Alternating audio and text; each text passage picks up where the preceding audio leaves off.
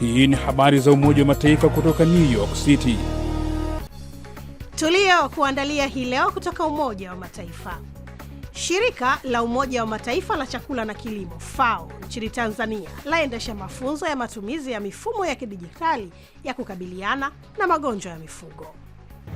Kwa siku hizi 3 tumekuwepo hapa Kigoma tukitoa mafunzo ya ufuatiliaji wa magonjwa kwa njia ya kidijitali, ambapo tumejifunza kutuma magonjwa kwa kutumia mfumo unaitwa EMI, yani Event Mobile Application System, ambapo magonjwa yanaripotiwa kwa kutumia mfumo wa simu janja zinazotumia Android.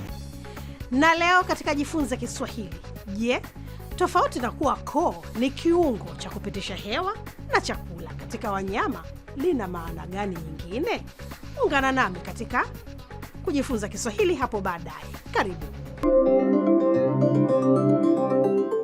Ni Jumanne tarehe 17 ya mwezi Februari mwaka 2026. Mwenyeji wako ni mimi Lea Mushi kutoka hapa New York, Marekani. Kabla ya kukuletea mada kwa kina, kwanza ni muktasari wa habari ambao hii leo unawasilishwa kwako na Arnold Kayanda. Karibu Arnold. Asante Lea. Uchambuzi mpya kutoka shirika la Umoja Mataifa la afya duniani WHO na HRP, ambao ni mpango wa taasisi za Umoja Mataifa za utafiti kuhusu uzazi wa binadamu, unaonyesha kuwa takriban 2/3 ya vifo vya wajawazito duniani hutokea katika nchi zilizoathiriwa vibaya na migogoro au yenye udhaifu wa mifumo, ambapo ujauzito ni hatari mara 5 zaidi ikilinganishwa na nchi zilizothabiti. Vita vya Ukraine vikielekea kuingia katika mwaka wa 5, zaidi ya 1/3 ya watoto wa Ukraine bado wamekimbia makazi yao, wengi wao sasa wakilazimika kuishi katika majengo yaliyoko chini ya ardhi. Akizungumza na waandishi wa habari kutoka kwenye chumba cha chini ya jengo katika mji wa Kherson, mwakilishi wa shirika la Umoja wa Mataifa la kuhudumia watoto UNICEF nchini Ukraine, Munir Mamadzadeh, amesema mji huo upo chini ya mashambulizi ya mara kwa mara, huku mashambulizi ya kila siku yakiharibu nyumba na miundombinu muhimu pamoja na huduma ambazo watoto na familia wanazitegemea.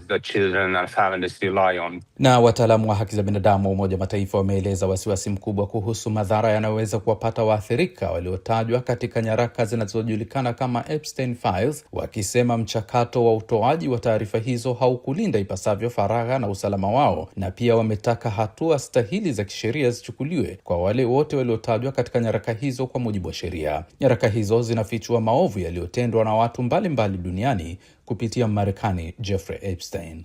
Mwisho wa muktasari wa habari kwa Kolea. Asante sana Arnold Kayanda kwa kutuletea muktasari wa habari. Hapo baadaye tutakwenda nchini Tanzania kwa mlumbi wa Kiswahili Joram Nkumbi akieleza maana ya koo katika wanyama tofauti na ile iliyozoeleka ya kiungo cha kupitisha chakula na hewa. Salia papo hapo tafadhali. Kutoka New York, sauti from the United Nations.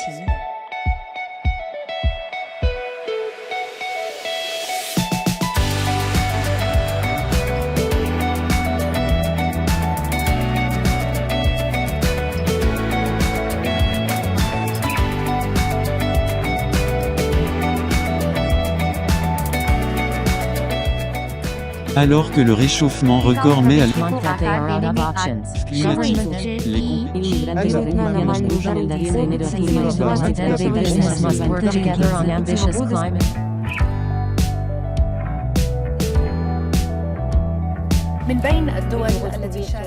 Ni habari za Umoja wa Mataifa kutoka hapa Marekani kupitia chaneli yetu ya YouTube Habari za UN na pia televisheni wa shirika. Unaweza kutembelea wavuti wetu ambao ni news.un.org/SW kwa taarifa na makala.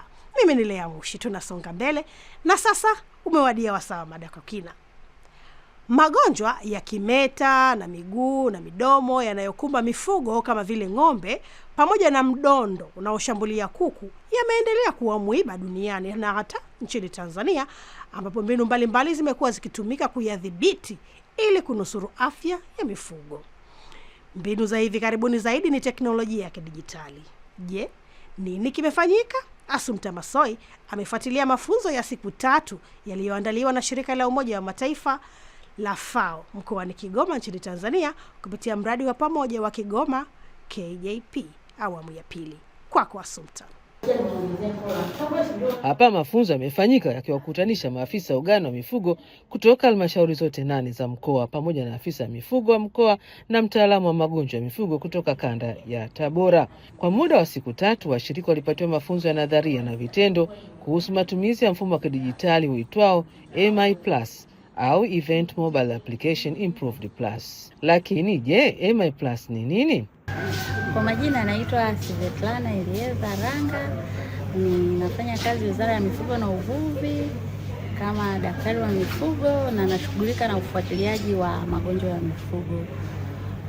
Kwa siku hizi 3 tumekuwepo hapa Kigoma tukitoa mafunzo ya ufuatiliaji wa magonjwa kwa njia ya kidijitali, ambapo tumejifunza kutuma magonjwa kwa kutumia mfumo unaitwa MI, yani Event Mobile Application System, ambapo magonjwa yanaripotiwa kwa kutumia mfumo wa simu janja zinazotumia Android, na baada ya hapo magonjwa yanafika kwa wakati na kwa haraka, na hivyo taarifa zinafika kwa haraka na kuweza kusaidia kufanya maamuzi ya haraka ya kuzuia ugonjwa husika.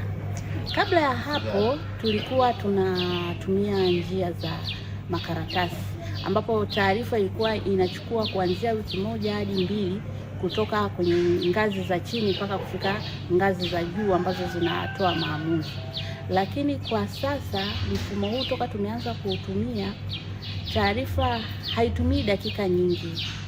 Ni ndani ya dakika 5 taarifa kutoka Kigoma inakuwa imeshafika hadi ngazi ya wizara na kujua nini kinaendelea Kigoma.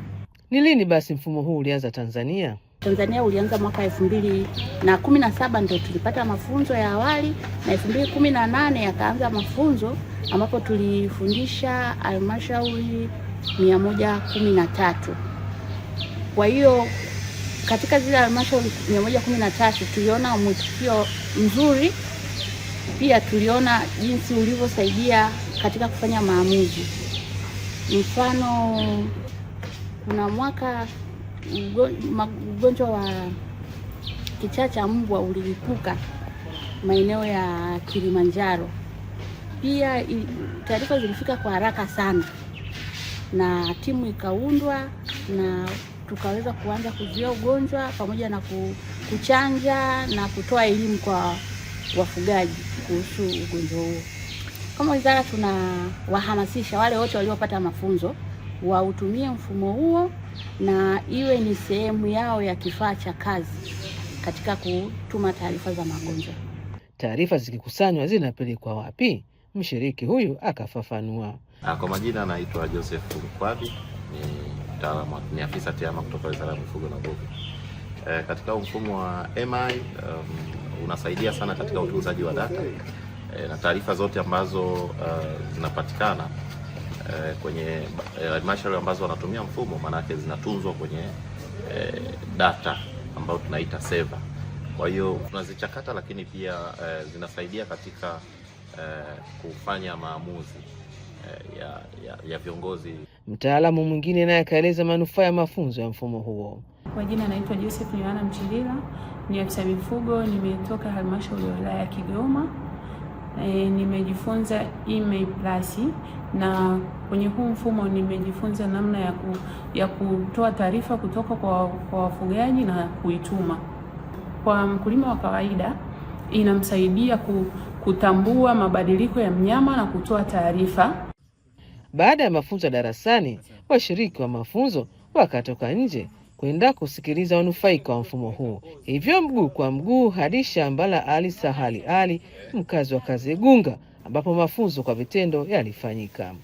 Katika ziara hiyo, maafisa walifanya mahojiano ya ana kwa ana na mfugaji huyu kuuliza maswali mbalimbali pamoja na kukagua mifugo yake ili kuona hali halisi ya utekelezaji wa mfumo huo.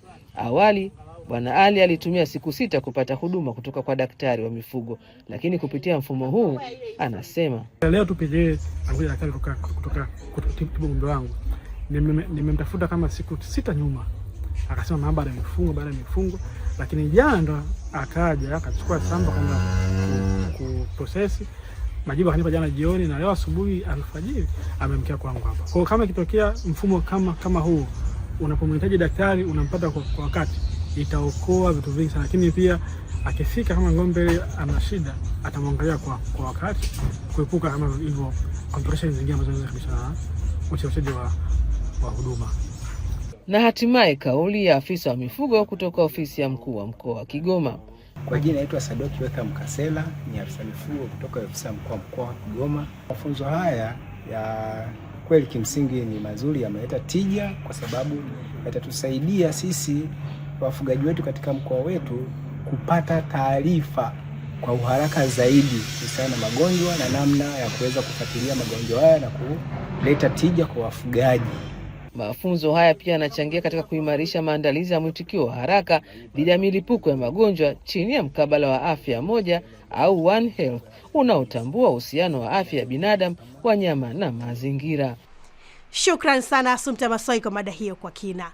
Na sasa ni wakati wa kujifunza lugha ya Kiswahili. Leo ukumbi ni wake mlumbi wa lugha ya Kiswahili Joram Nkumbi kutoka nchini Tanzania. Anafafanua maana ya koo kwa muktadha wa wanyama.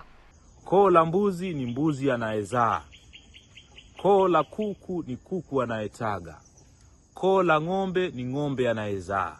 Kwa hiyo koo la ng'ombe bei yake si taafifu, maana kwamba bei yake sio chini, bei yake ni ghali. Shukran sana mlumbi Joram Nkumbi kwa elimu hiyo. Basi nami nakunja jamvi la jarida hii leo, lakini tukutane tena kesho kutwa Alhamisi kwa mada nyingine kwa kina katika jarida la video. Lakini kwa upande wa redio ni kila siku, hivyo kesho Jumatano utapata habari za Umoja wa Mataifa. Hata hivyo kwa sasa unaweza kutazama habari na video nyingine kwenye chaneli yetu ya YouTube Habari za UN na katika ukurasa wetu wa X rambaza Habari za UN. Kumbuka pia kupakua app yetu inaitwa Habari za UN na inapatikana Play Store na App Store. Kwa niaba ya wote walioshiriki kukuletea jarida hili, mimi ni Lea Mushi na kutakia amani na kwa heri kutoka New York, Marekani, na heri ya mwaka mpya wa Kichina. Kwa heri.